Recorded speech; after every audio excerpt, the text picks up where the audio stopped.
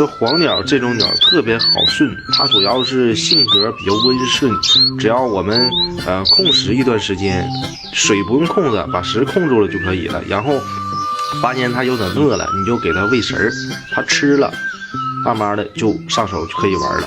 以此类推，大约1个星期左右吧，鸟就特别熟悉你了，因为它觉得你不伤害它，你还给它食，所以说它把你当朋友，然后我们就可以正常去跟这个鸟去互动去玩。但是我们一定要没事总玩，要不然的话你过个1星期不玩了以后，这鸟就反生了啊，这是大伙要注意的顺鸟的一个最关键。